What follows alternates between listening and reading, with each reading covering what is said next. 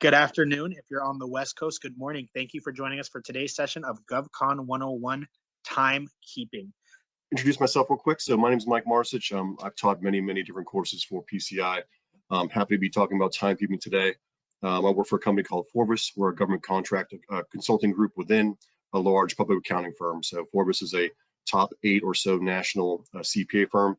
And our group helps government contractors navigate issues with DCAA, DCMA, proposals, indirect rates, you name it, anything that a government contract really touches. That's what we do all day. So if you have questions about today's content or any other questions on a go forward, please let me know. Love to help folks like you out there. Okay, with that, this is going to be an hour and a half of timekeeping, which is a time frame that I really love because I also teach a 3.5-hour timekeeping session for PCI. And this is basically a slimmed down version of that. So really happy that we're going to spend an hour and 15 on timekeeping and not close to 4 hours. Because essentially, timekeeping is all about really just, if I had to like boil this down to, one sentence, it would be that the government doesn't really have a lot of regulations around timekeeping.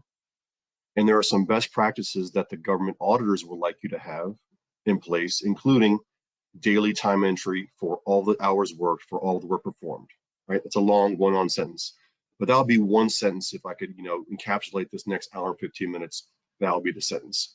So if you want to just jot that down, we can leave and you guys can go have lunch. I'm kidding, of course, but really that's really the whole focus. So the start of that sentence was, what is timekeeping for government contracting?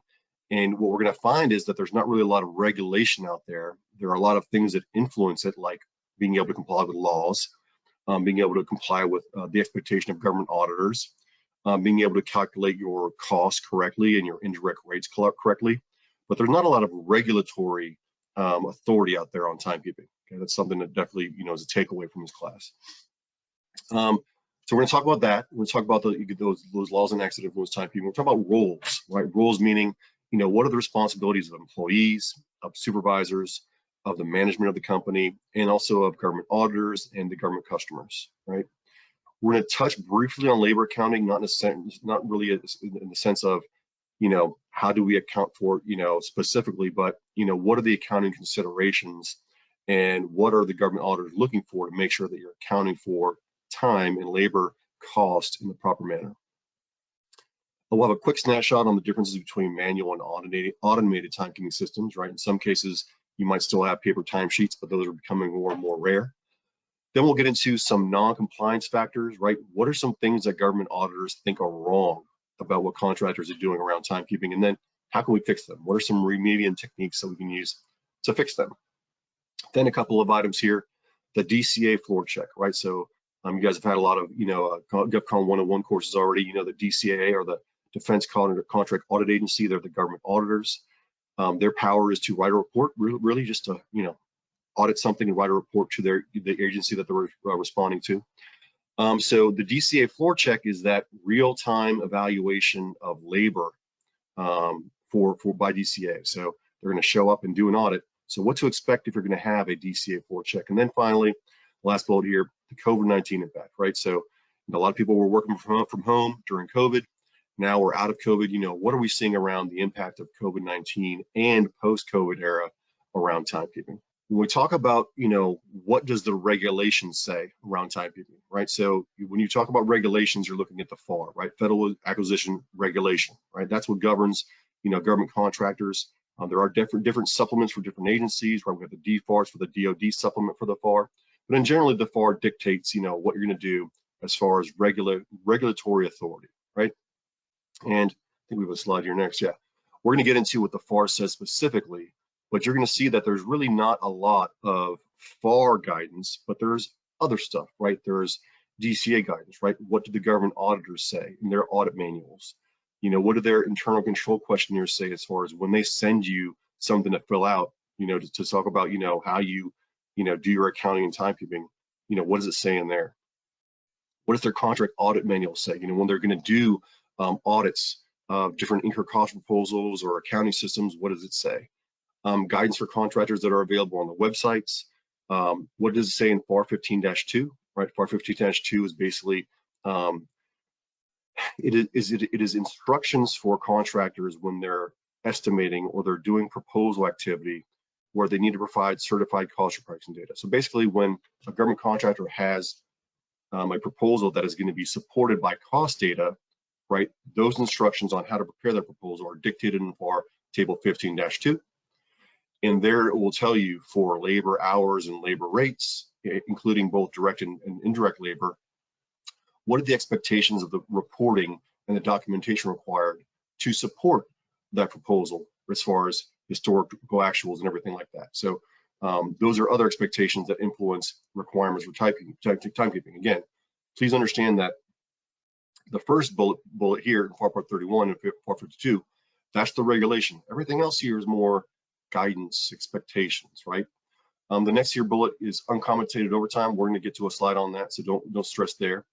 The floor check questionnaire. So the floor check is something that we're going to go through here at the end. When they do a floor check audit, what do they expect? The contract risk assessment guide is a little bit outdated, so we're going to skip that one. And we're going to focus really on the standard form 1408, which is the pre-award survey of the contractor accounting system. I'm sure that, I'm sure that you all have a GovCon 101 on the accounting system. And on that particular one, there's two different criteria for the accounting system. One is a standard form 1408. It is when I'm going to get my first cost reimbursable contract, I'm going to fill out the form 1408 or have a government auditor come and fill out the 1408. And it's basically a survey that talks about the design of your system. And in that survey, there are a couple of criteria where they talk about timekeeping and labor distribution. They have those same criteria in the DFARS accounting system criteria. Those criteria are used when you have a post-award accounting system audit, when you already have a contract and the government's going to come and do that audit for what you're actually doing, rather than the pre-award survey, which is used for the design of the system, which might not have substantive testing.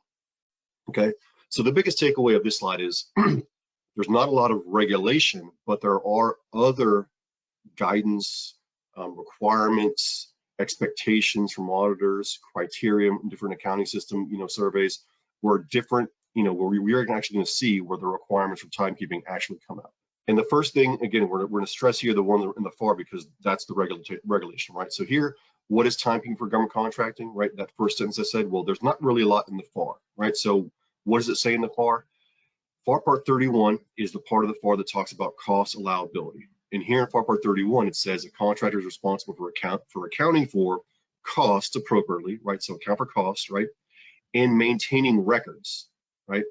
Maintaining records, including supporting documentation adequate to demonstrate that the costs claimed have been incurred and are allocable to the contract and comply with applicable cost principles, meaning in this subpart, FAR Part 31, and other agency supplements, right? So if you're doing, DoD work or Department of Energy or whatever, they might have their own supplements. And the contracting officer may disallow all or part of claim costs as inadequately supported. So this right here, when it talks about what is timekeeping for government contracting, this in the cost principles, right? The cost principles are all about, what costs are allowable.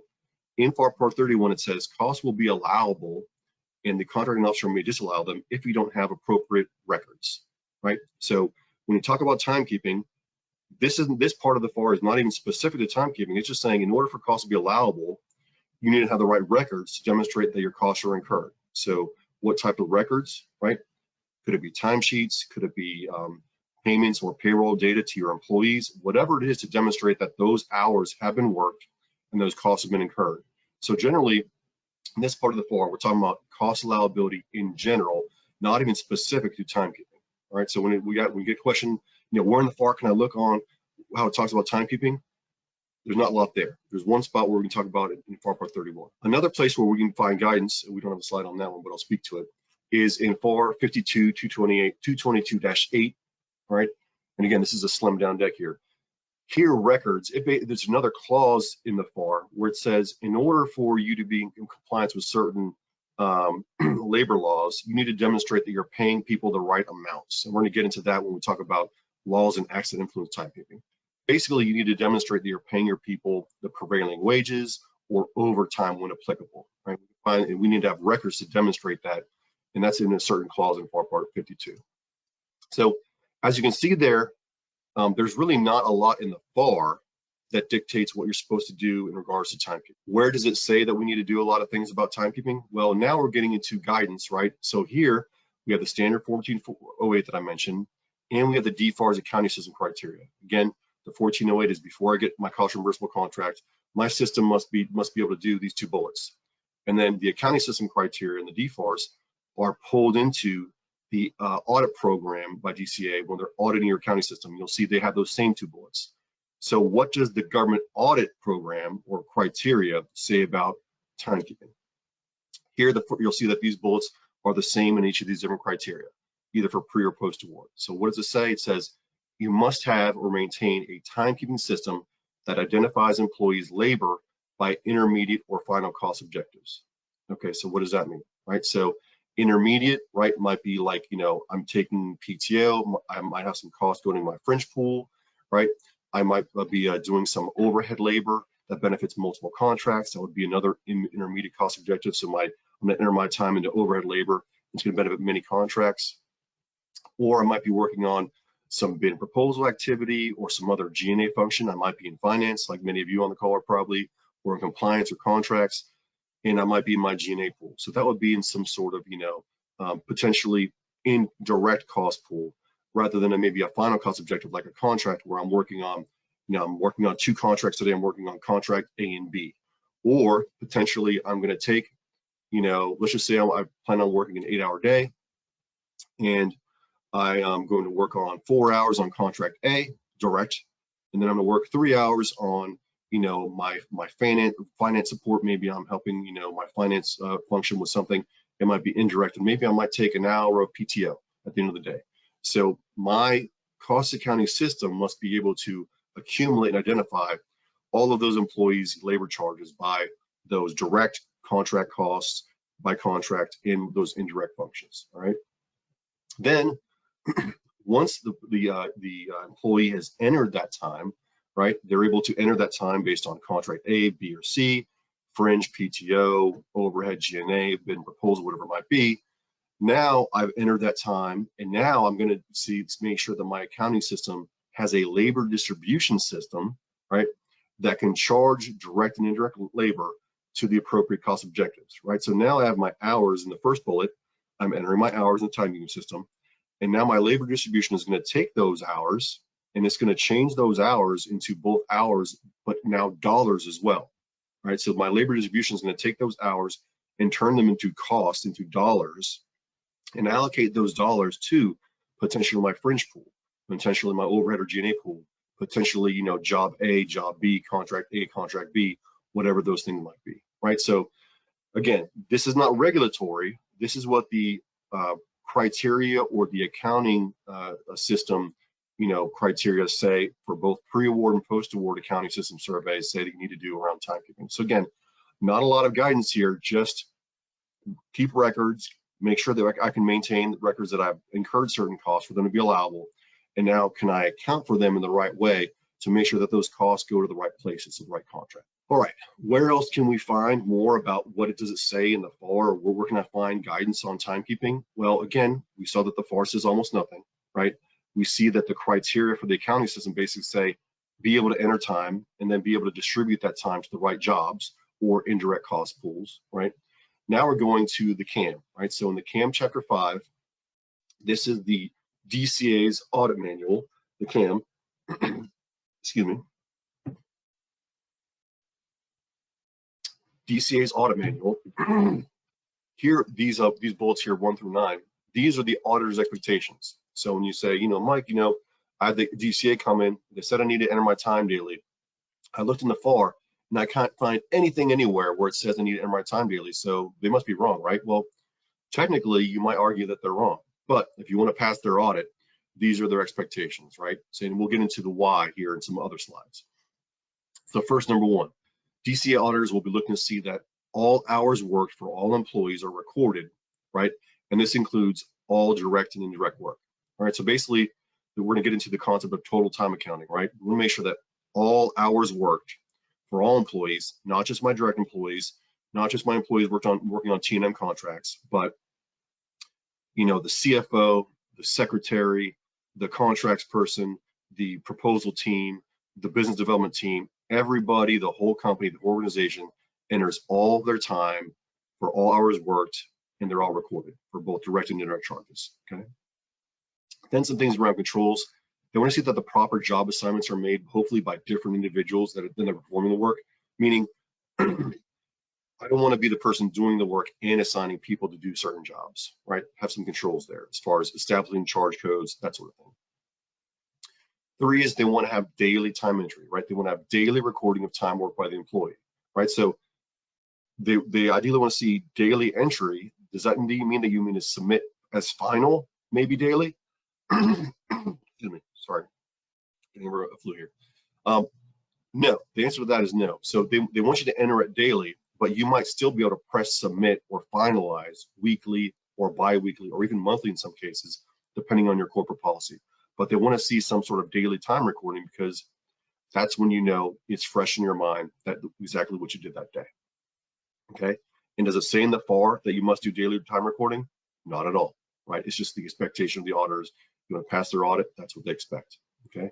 Number 4, it doesn't talk about an audit trail for any changes in the FAR, except when they talk about, you know, cost liability. Do you have documentations to support that these costs are incurred and are allocated to the right contract, right? So if I'm going to have a lot of changes, right, I would argue that I want documentation of those changes to make sure that those costs get charged to the right job. So that would make sense to me, an audit trail for many all changes, okay? Number 5, they want to have employee review and approval of the time recorded and supervisor review and approval of the employee's time recorded, okay? So basically, the employee owns their timesheet. They're going to enter their own time, okay? And then the supervisor is going to review that and approve it, okay? Number 7, we talked about that labor distribution, that concept. They're going to evaluate the labor distribution, okay? So they're going to also perform a reconciliation between the distribution summary, right, and the labor charges. So basically, they're going to tie out all the hours, right, and all the costs that are coming in from the time entry into the labor distribution to make sure that you have captured total time and all the time is making it either to the jobs or the indirect cost pools, okay? And then number 9, procedures to ensure that all hours worked, even if they're not billable, are recorded, okay? So this is consistent with number 1. We're going to record all of our time for all hours worked, if they're billable or not. Doesn't matter if there's no funding. Doesn't matter if I'm hourly or a salary employee. It doesn't matter if I was supposed to work on it or not. It doesn't matter if I'm over budget. It doesn't matter if my manager told me not to do it. If I did the work, I'm supposed to enter my time for that particular cost objective for what I did that day. In essence, we talked about not a lot in the FAR, their expectations on the accounting system, and then what we're going to find more information are, in general, you know, where do I find guidance on what I should be doing on timekeeping?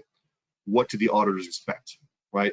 If someone's going to come and audit my timesheets, audit my accounting system, audit my indirect rates, I want to understand what their audit program says in order to be prepared and defend my costs, right? That's where we're really going to find the answers on what are the timekeeping requirements.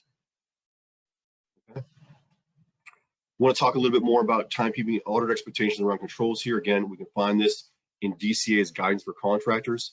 Here, we're going to make sure that DCAA expects, so you're going to make sure that you have these internal controls to meet the following criteria. First, segregation responsibilities. We talked about, you know, different people that are establishing, you know, maybe charge codes or putting charge codes on your timesheets, right? That sort of thing. And then also want to make sure that, you know, if I have a project manager that's responsible for maybe budgets or hitting budgets, that maybe they're not the person that's able to make labor adjustments, right? So I want to make sure there's some sort of controls there, all right? We want to make sure that the procedures and the controls must be evident, clear cut, and reasonable, right? Make sure they have controls that are continually verified, so there's some sort of, you know, internal review and corrections, right? And then here, this last one, individual employees must be constantly and although unobtrusively made aware of controls that act as an effective deterrence against violations, okay? Many businesses accomplish this by emphasizing the importance of timesheet preparation in staff meetings, employee orientation, and through the posting of signs throughout the workplace to remind employees of the importance of accurate and current timesheets. So I do this timekeeping training a lot, and sometimes, you know, it's you get brought in as almost a scare tactic to say, you know, hey, employees, this is important. So we want to make sure that the employees are trained, that they understand the importance of daily time entry, and they understand the risk, right? what does improper time entry result in? It usually results in improper billing, right? And improper billing to the government is a problem, okay? They don't want you to pay for things that they shouldn't pay for, or pay the wrong amounts, or for you to charge them the wrong indirect rates because you're not getting all the hours worked, right? So there's a lot of reasons that we can train our employees and make them informed on, you know, why do I need to enter my time every day? I don't want to do this, as a pain. And we get that pushback a lot. Sometimes if you're a contractor out there and you're mostly commercial and you have, you know, 2 or 3 government contractors, the people that aren't working with government contractors are going to say, why do I need to do time entry? This is stupid. This is a waste of my time. I don't want to do this. And sometimes we get brought in to just give training on the why. And once they understand the why, and there's a tone from the top on reinforcing the why, then they'll say, okay, I get that this is a pain. I don't want to enter all my time all the time, but based on my knowledge now, or being, you know, made aware of these requirements, I'll go ahead and do it. Okay, so want to have that tone from the top, training to make sure that people understand that this timekeeping is important.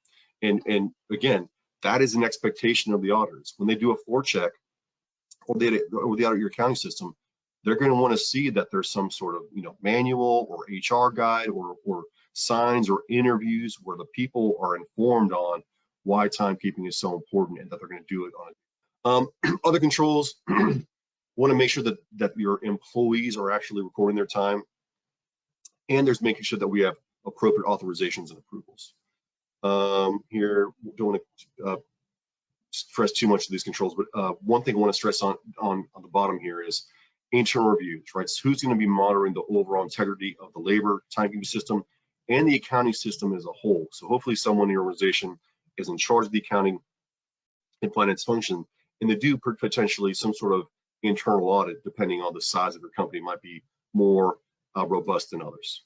Auditor expectations on timesheet preparation. Okay, we want to make sure that the employee enters their own time on a daily basis. Okay, again, recording their time on their own timesheet. That's the biggest takeaway here. It doesn't matter if they send it to be posted or final until the end of the week or then in 2 weeks, whatever might be your policy, but they're putting some sort of entry into the timesheet on a daily basis. Approval. All right, so the supervisor should approve and co-sign all timesheets, but again, the employee owns their timesheet, right? So a supervisor is prohibited from completing an employee's timesheet unless, and again, you can't find this in the FAR, right? This is just auditor's expectation. This is a wild scenario, not a wild scenario, but a scenario that has not been anticipated by the FAR, right? So here, a supervisor should not complete an employee's timesheet unless the employee is absent for a prolonged period of time on some sort of authorized leave. If the employee is on travel status, the supervisor may, for the employee, prepare a timesheet, but on the employee's return, the employee should turn in their timesheet and attach it to the one prepared by the supervisor. Essentially, if the employee's, you know, in the hospital or whatever it might be, and they can't get to the timesheet, in order to close the books and get the costs as close to what it should be, it is okay for a supervisor in that instance to go ahead and fill out the timesheet and post it and submit it. But upon the employee's return, weeks, a month, whatever it might be later, the employee needs to come back and because they own their timesheet, right, they need to make sure that they either sign off and acknowledge that the supervisor got it right, or adjust it and make sure that they've signed off on it themselves. Okay. This second sort of, you know, or actually there's no bullets here. This third little, you know, paragraph here, sentence is really, really important. The guidance should state that the nature of the work determines the proper distribution of time. Again, not the availability of funding, type of contract, or other factors. Right? So essentially, you enter your time for what you did that day, and it doesn't matter. Again, if my boss told me I could do it, if it's billable, if there's funding, if we're over budget, if I'm over my own personal, you know, budget or time that I was told to do it in, doesn't matter. If I did the work, I enter that time. Okay. And the company's policy should state that the accurate and complete preparation of timesheet is the employee's responsibility. Right? True. And that careless or improper preparation may lead to disciplinary actions under company policies as well as applicable federal statutes. So that's that tone from the top, right? Timesheet entry is important. There are risks to the company as far as improper charges related to your improper timekeeping that will really put the company at risk. So this is really an important thing. It's going to get you in trouble, right? There might be a 1, 2, 3 strikeout policy if we're not entering our time properly. And then finally, there might be some federal statutes, improper billing, false claims, whatever it might be. If we're systematically not entering our time properly, that could be a real problem. When I do my corrections, it's really when an employee realizes the timesheet was not correct. So it's not necessarily fraud, but I'm going to go ahead and identify what needs to be correct it, and notify my supervisor that the correction needed to be taken place, and they needed to go ahead and review and approve that. The employee should also be aware of what happens when they need to correct a timesheet for a period that's already closed, right? So a lot of timekeeping systems, especially electronic now, will let you make corrections during the course of the week or during the course of the 2-week period. However, if it's already been posted and closed, it won't let you go back into a previous timesheet. So the employees need to be aware of what to do in order to make a correction to a previous timesheet that's already been closed. So that's going to be something that needs to be a part of your training when you're training your employees. We talked about what does it say in the FAR? Almost nothing, right? We talked about what does it say in the accounting system criteria, proper time entry, and then proper labor distribution. Then we talked about what does it say in the CAM or the different audit guidance. Now we're going to get into some different laws and acts that have occurred over the course of many years to influence contractor behavior around timekeeping. Okay, so I'm not going to read all this to you, but you're going to kind of get a general sense of the tone here as far as going from the 30s, to the 60s to now, right? So essentially, a lot of these things are Department of Labor based, and they're meant to protect employees. Okay, so you'll see here, way back in 31, the Davis-Bacon Act was just for contracts for public works, trying to pay laborers and mechanics on a specific narrow set of contracts over $2,000 for construction to make sure that these people are going to be paid the right amounts. Okay, so basically that means paying them the local prevailing wages, right? So if I've got a contract on a public works contract for construction over 2K, I need to be paying my employees at least the prevailing wage for that job that they're doing in that locality, right? Very straightforward, but a narrow scope here.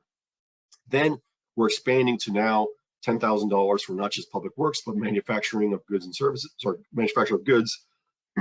It says not only pay them the prevailing wage, but let's pay them overtime. We're going to set those prevailing wages, and we're going to have overtime paid to the employees over 40 hours as in the prevailing wages as determined by the DOL. Okay. Then in 38, the FLSA says, okay, we're going to actually expand that, and we're going to get to the concept of both the exempt employee, meaning the salaried employees, and the non-exempt employees, the hourly employees. Okay. And then we're going to have that time and a half concept and that overtime concept for those that are going to be my non-exempt employees, my hourly employees. Then the Service Contract Act in 65 says we're going to expand it even more.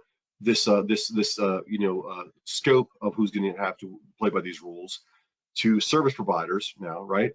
And we're not going to only pay the prevailing wage and overtime potentially, but also certain fringe benefits as well.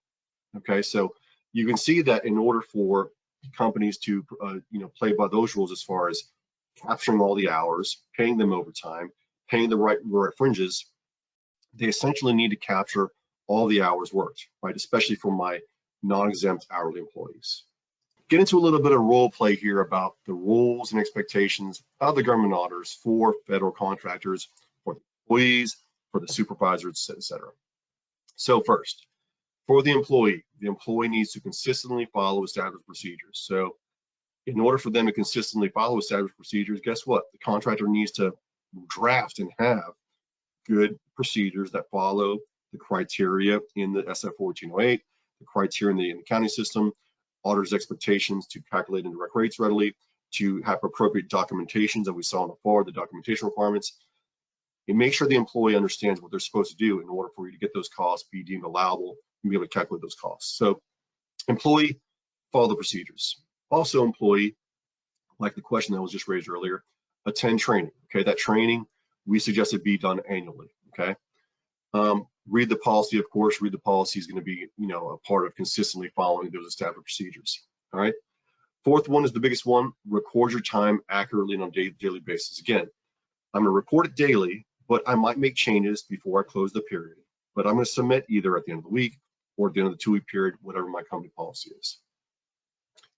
Understand what project codes you're using. Okay, that's really important. That's why when we talked about those controls earlier, it's really important to make sure that employees don't have access to every single, charge code under the sun, because they don't understand those charge codes, okay?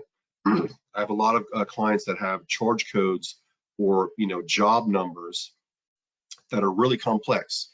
And someone in accounting or contracts or finance, made the sort of the structure of that charge code to reflect the prime contract, subcontract, CLIN number, whatever it might be, but it doesn't say, welding. It doesn't say, machining. It doesn't say engineering.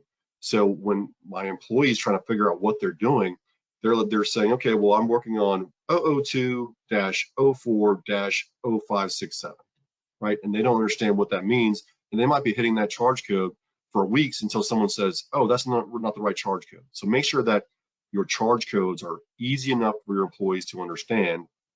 And if you do have some complex, schema where you're lining up your contracts and your job codes and your charge codes based on the contract, give them some sort of tool or aid so they can understand, okay, well, I'm doing testing now. Is that 002 or 003, right? Make it easy for them to understand, okay?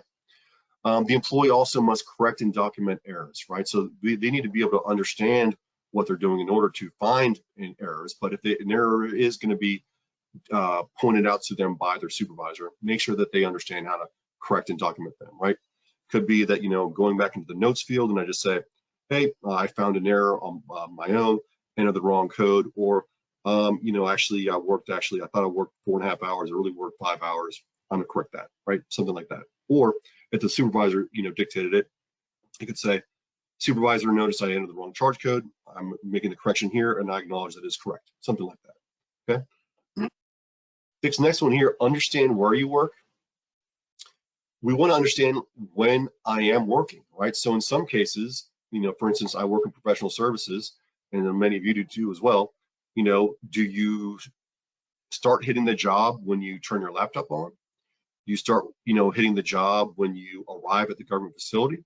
You start turning work on when you arrive at your, client site, your, contractor site, meaning your office, not the government site. When are you actually at work? Is it based on when you're actually productive or when you're there, right? And so depending on the contractor, depending on your policy, that might be different. It could be that, based on the contract, I might not start my work until I go to the government facility and I go through a turnstile. Or it could be that I don't start my, direct work until I get to the facility. Then maybe I need to put on some hazmat equipment and I might need to travel some more to get to a place to do some sort of additional work, right? So how do I treat that preparation, that travel? Is it billable travel or contractual travel? Is it just commuting? People need to understand the nature of what they're doing when they're really working. So understanding the difference between the commute versus billable travel or contractual travel, or when they're, actually working, meaning I just, I'm thinking about my job or I'm actually doing something on my laptop, right? They need to be informed on, those rules, your corporate rules. Again, it's not going to be explained in the FAR. It could be explained in your contract, but make sure they understand when they are at work, okay? Then finally, for the employee, they need to understand and they need to be able to report suspected fraud, waste, and abuse, right? So somewhere in that policy, it's going to talk about, hey, here's our ethics hotline. Here's how you understand how to report suspected fraud, waste, and abuse to potentially your supervisor or potentially to a government hotline, okay? They need to understand all that. Next, the role of the supervisor, right? The supervisor is going to approve the time entry, of course, we talked about that. And pay attention, right? Ideally, your system's not going to just say batch approve, right? Approve, approve, approve, approve, approve. Pay attention, right? Make sure that the supervisor hopefully knows what the people are doing so that they can, identify, errors, right? But don't just, batch approve 100 at a time, okay? Monitor the weekly activity reports to understand, what they're doing. Reinforce the importance of daily timekeeping, right? Take action if the follow is not followed, and document mistakes and remediate quickly, right? General supervisory activities, nothing really too crazy here. What are the responsibilities of the contractor and contractor management? Of course, construct a policy, right? So make sure if you guys are working for contractors that don't have a good timekeeping policy, let us know. We can help you there. Have one, right? First thing is to have one, right? Then train to it, make sure people are following it, and make annual training a requirement, okay? Again, it's really easy to just have a good system or a policy in place, train them the first time, and then have them acknowledge on an annual basis that they're up to date on it. Okay. I wouldn't say revise it annually. I'd say revisit it annually, right? Does it still hit all the right marks? Are we still doing what we say we do in the policy? I'd say look at it on an annual basis. Okay. Management should also make employees and supervisors accountable. And we talked about that 3-strike rule, right? So, you know, as the company, if I have employees that are really, you know, not doing things on time, constant changes, constant edits, have to remind them all the time, you know, first strike is it's going to be, you know, conversation. Second strike is it's going to go in your HR file and it might influence, you know, your bonus or something like that. Third strike is, hey, we need to make some serious management decisions here because we need to demonstrate to the government that we are taking this seriously. It's not that the contractor management is trying to be a jerk. It's that the government wants to understand that you're setting that tone from the top that you are taking this seriously when you're spending the government funds. Okay. This next bullet here, manage your subcontractors. When a government has a prime, they expect their prime contractors to essentially step into the shoes of the government when they're managing their subcontractors. So make sure that your subs have adequate accounting systems that do all the things that we're talking about, have good timekeeping policies. You can't make them, but you can encourage them, and you can actually ask them to sign and acknowledge they do have proper accounting system criteria and procedures in place. You can at least have them, you know, ask them to sign something that says that they're doing that. And that at a bare minimum demonstrates to the government that you as a prime are trying to manage your subcontractors as well as you can, okay? Then make sure your employees understand that good timekeeping equals correct invoicing. Again, I work with professional services. When I'm billing my clients, if I wait till the end of the month, I can't invoice them properly. And when my invoice shows a lack of detail and a lack of clarity, they're not gonna pay my bill, right? So good timekeeping makes good invoicing and you'll get paid, okay? Maintain records, we talked about that in part 31. Create an internal audit function for oversight. So depending on your size, it could be just, you know, quick and easy, or can have a third party come in, or if you're larger, some sort of internal audit function to talk about, you know, to evaluate, both the timekeeping and other accounting and finance functions. Then make sure your people understand that ethics is a cornerstone of your workplace, right? Provide that tone from the top, and you might have an ethics officer, but if you don't, have a hotline that goes straight to management, or have a hotline that's a requirement that goes to the DoD hotline for fraud, waste, and abuse, okay? So we'll really want to make sure that the contractor management, you know, stresses that this is really important. You know, employees aren't ghosting time, that they're not being influenced by their managers to eat time or to, you know, enter time inappropriately. That's just a big no-no, no way. We're gonna make sure that the management reinforces that on an annual basis at least. Not going to go too much into the roles of these folks here, but essentially we have our customers that determine, you know, what they want you to do in charge of timekeeping, and also it relates to your indirect rates and the rates that you're charging. But if you think that the DCAA government auditors are scary, the Department of Labor is much, much scarier. So I would say that first of all, make sure you're paying people. If you do have SCA or FLSA work, make sure you're paying your employees overtime if applicable, and at least those prevailing wages or fringes. That's the DOL gets you in deeper trouble than DCAA ever will. Okay, and then going back to DCAA, there of course are government auditors. They're going to audit 3 systems: the accounting system, the estimating system, and the material management accounting system. They care about how you're accounting for costs and how you're proposing costs. So here, that's the government auditor's role. They do Floorchecks. Again, their power is to write a report. They're an advisor to the contracting officer. Okay. So you might say, oh my gosh, DCAA, you know, they're gonna audit me and I'm gonna fail and all this stuff's gonna happen. They're gonna write a report that's gonna go to the contracting officer. Then it's up to you to negotiate with the contracting officer on the results of that report. So there's always another chance or a bite at the apple to negotiate with your customer if there's adverse finding in a government DCAA audit. Okay. They're also gonna look at and evaluate compensation. They're gonna look at incur cost audits, of course, and a part of those incur cost audits are gonna be labor costs and potentially time and materials, the T portion of those T&M rates, right? So making sure that your people are qualified for the right labor categories in those T&M contracts, and also that the labor hours for those T&M contracts are being billed appropriately. Total time accounting, we've touched on this, okay, but we understand, you know, not just, we want to make sure everyone understands the why, okay? So the whole essence of total time accounting is that you want to make sure that the people are earning all their hours for all time worked, and it's everything. right? And it's going to get into, we're going to do some really, high level math here, not with numbers, but in theory. But just think about, if I'm trying to get my direct labor rates and my indirect labor rates right, okay? If I want to get my costs right, I need to first understand what my total costs are. So total costs are pretty simple. Total costs are all the costs that are going to be incurred by the organization. That's pretty simple. But now I need to figure out things like labor costs by contract or labor costs by my indirect cost pool, my fringe pool, my overhead pool, my G&A pool. In order to do that, first I need to have all the hours worked in there in order to determine what the effective hourly rates are, right? So if I have in my timekeeping system for me as an employee, if in a time period I have 40 hours, it's going to basically take my salary, divide it by 40 hours, and I have an effective hourly rate, okay? But if I work 60 hours, my effective hourly rate goes down. My salary remains the same, but my effective hourly rate goes down, okay? So that's why total time needs to go in the system to calculate the effective hourly rate of your time. Now that I have my effective hourly rate of my time based on working 30, 40, 60, 70 hours, they need to understand where those hours go, okay? So in my timing system, I'm not just going to put in 8, 8, 8, 8 every day. I'm going to put in what my actually work. So one day it might be 6, one day it might be 10, one day it might be 12, right? To get those hourly rates effective right. Now I need to take my 6-hour day and divide it by contract A, B, or C, or PTO, or bid proposal activity, whatever it is, so that the right amount or ratio of my effective hourly rates goes to the right cost objectives, both direct and indirect, okay?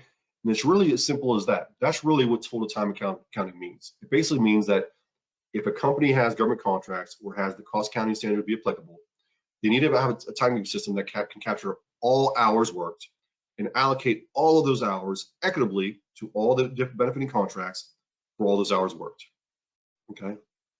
And it makes sense that all those hours worked need to be allocated to those cost objectives or contracts in a reasonable proportion to the benefit accruing to them, right? That causal beneficial relationship, okay? This last bullet is really important. When an employee's time is divided by between multiple cost objectives, multiple things, right? I'm not just working on finance all day. I'm not just working on contract A all day. I'm working on contract A and B and PTO and bid and proposal. Those employees especially need to make sure that those costs are divided appropriately in those right ratios to them, okay? That's what they're looking for the most, is those people that are cross-functional in nature. While the regulation, the FAR, doesn't say that you need to do TTA, total time accounting, the DCAA cites FAR Part 31 as far as allocability and assignability to the right contracts, CAS 401, consistency between accounting and proposing or estimating, and CAS 418, proper allocation basis for direct and indirect costs as justification. They basically say you can't do the math right unless you do all these things, right?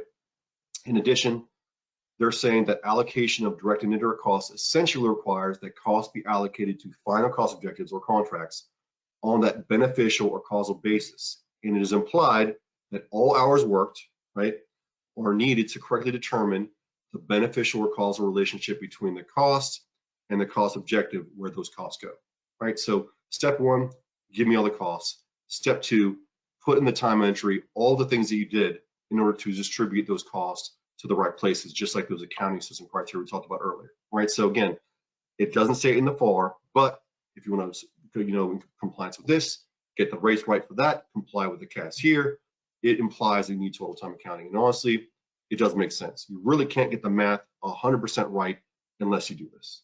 Uncompensated overtime. Uncompensated overtime is the hours worked without additional compensation over an average of 40 hours by direct charge employees who are exempt from the FLSA, right? So basically, if I'm a salaried employee, okay, I might work 50 hours or 60 hours, but I'm not going to get paid for it because I'm salaried. So that's basically uncompensated overtime, okay? That is uncompensated overtime.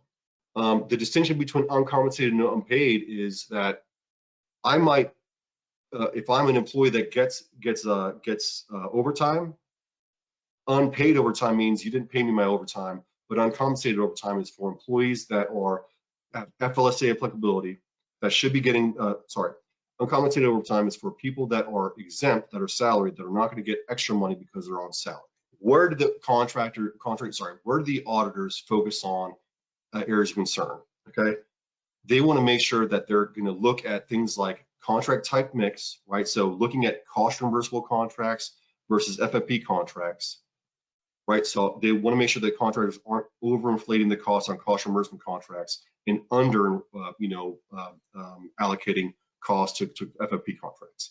That's one of their main risk areas. Also, they're going to look at contracts that are in overrun position, right? They're over budget, or indirect rates are too high, whatever it is.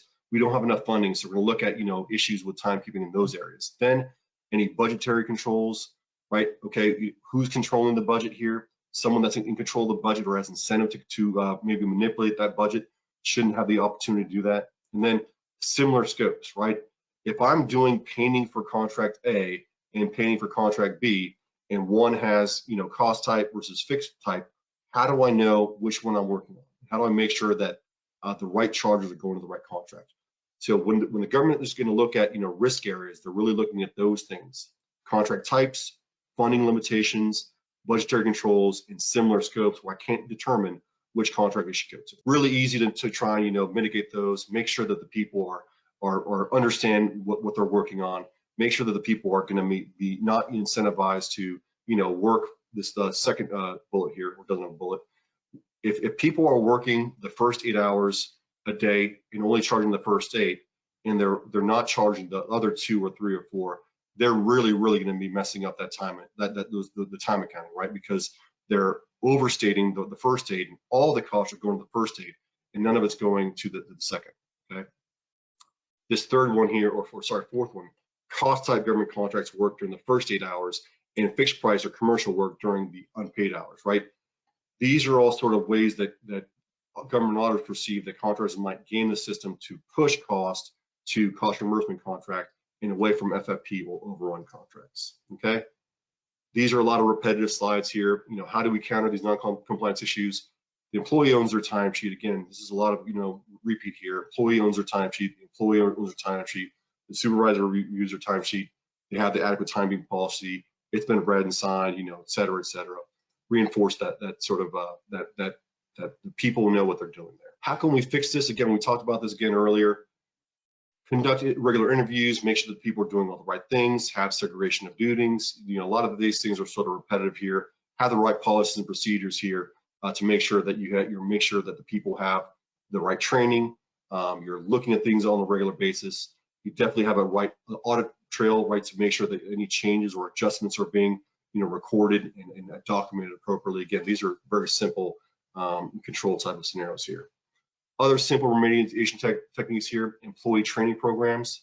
Again, we talked about this earlier. Make sure that for new hires, they get the training programs, okay?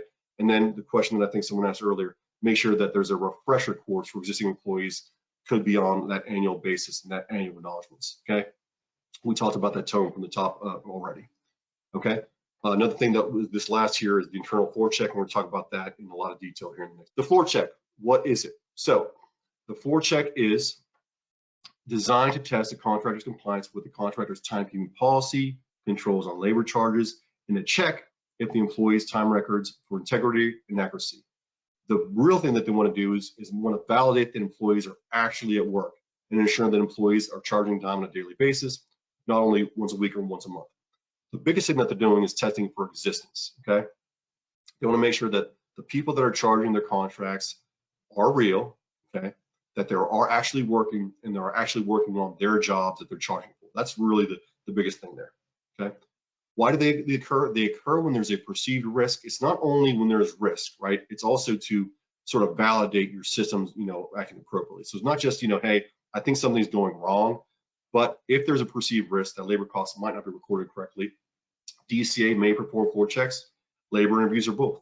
And they may be a result of prior experience with their company, meaning if you've had improper labor charges in the past, they might do frequent floor checks, okay?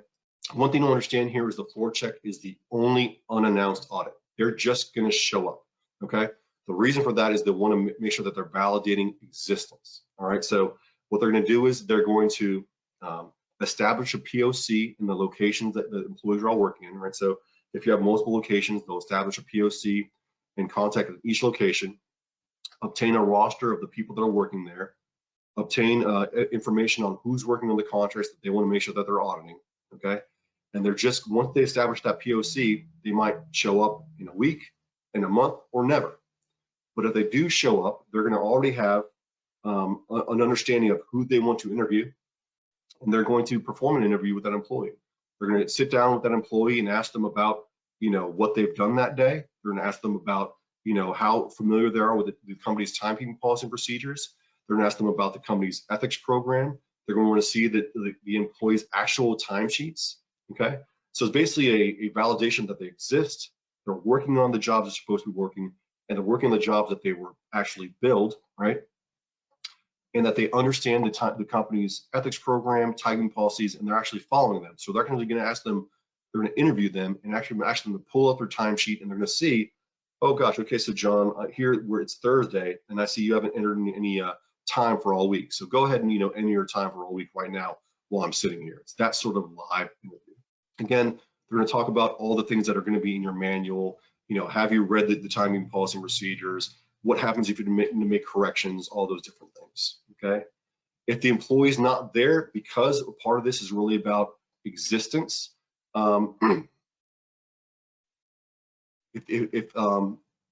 we'll talk about this. Sorry.